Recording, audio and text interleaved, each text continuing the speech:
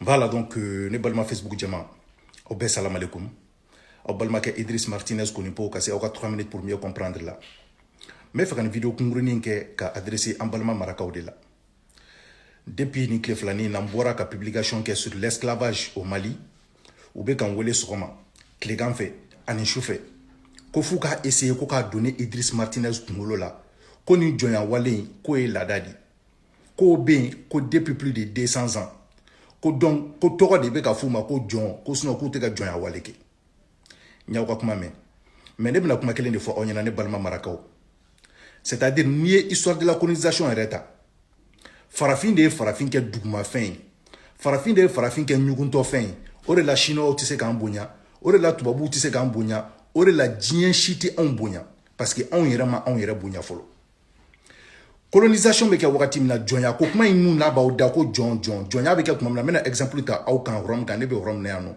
Rome tara kata la conquête de Jérusalem de ke avec Titus en 70 après Jésus-Christ katra jifu mina kana nu ye ku ke jonwe yano Romain kunte Romain were mina ku ke jonwe ni tubabu kele nuni tubabu tara on de ta Afrique kana on ke jonwe wa halnié o tubabu fana ni nonche imana allemand yi o fana kunta français o de mina ko lu ke jonwe mais ou tout were ka shia ta ko ke jonwe mais en farafin de boke ni on ma nyere bonya ambe fetoko di toka en bonya ayo kuma do fo ko appellation drone de ko toko ko sino ko jonya waleti ku ka so bubulu ku ka baraw bubulu o te problème mena exemple ta au kan parce que on mo kan bêtise encourager au clan bébé français parce que fin fe be kan wula numéro be ka bo français donc ni ngali mene bolo ka ke au la c'est ne balma maraka mu be français mu nu be kan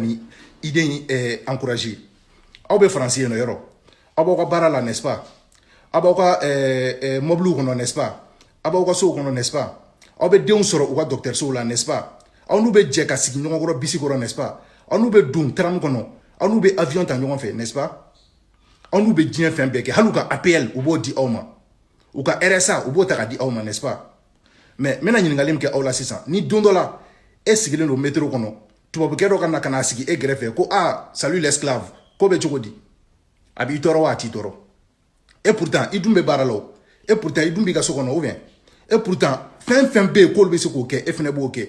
Mais il y a qui sigi dine ni nganyala. Tu vois bien kana esigi len solo ka foko salut l'esclave. Na solo abi toro vena titoro. L'esclave là c'est une insulte. On ne peut pas appeler quelqu'un esclave de nos jours. Ne peut faire aucun droit des femmes. Ni toko de donner, ay toko de bla, ni moko koute toko fait. O sera kele ko là.